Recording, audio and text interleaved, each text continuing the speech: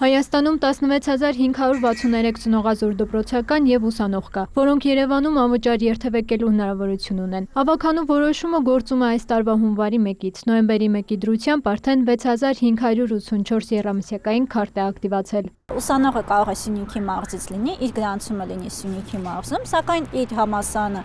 լինի Երևանի պետական համալսարանը եւ նա օգտվի այդ արտոնության փաթեթից, այսինքն ուսումնառության վայրն է կարևոր, որ Երևան համայնքում լինի եւ կապ չունի նա Հայաստանի Հանրապետության որ մարզից կլինի։ Արտոնությունից օգտվելու համար տվյալ խմբին պատկանող ուսանողները եւ դպրոցականների խնամակալները կարող են նույնականացման քարտի միջոցով Երևան տրանսպորտ կայքում ակտիվացնել իրենց փաթեթը կամ անձահաստատող փաստաթղթով մոտենալ Թելսելի սպասարկման գրասենյակներ, ինչպես նաեւ վարչական շրջանների ղեկավարների գրասենյակներ, որտեղ մասնագետները կօգնեն նույնականացում անցնել։ Արտոնյալ խմբերին, որպեսզի տնից դուրս չգաք, որևիցե տեղ չգնաք,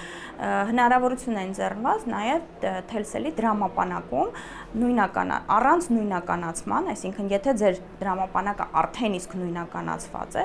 առանց որևիցե տեղ գնալու, առանց քարտ ձեռք բերելու, կարող եք ճշտել ձեր կարգավիճակը, արդյոք դուք ունեք զեղչ արտոնյալ խմբի համար եւ միանգամից տոմսը ձեռք բերել Թելսել Վոլեթում։ Անապահով ընտանիքների կամ ծնողազործ երեխաների, երբ որ մոտենում են իրենց արտոնություններից օգտվելու համար հիմնականում եռամսյա անվճար փաթեթներն են, որ ակտիվացնում ենք։ Շատ հաճախ նման կարգավիճակ ունեցող ուսանողները, աշակերտները տրանսպորտից օգտվելու համար գումարի հետ կապված խնդիրներ էին ունենում։ Երևանի ավագանու անդամն ընդգծում է, սա հնարավորություն է տալիս թեթևացնել ուսանողի հոգսը, որ նա չզրկվի ուսումը ստանալու հնարավորությունից։ Նման կարգավորում մենք չենք ունեցել երբևիցե, սա առաջին կարգավորումներից մեկն է։ Եվ լիահույս եմ, որ մեր մարզերի հանրային տրանսպորտում տվյալ կետը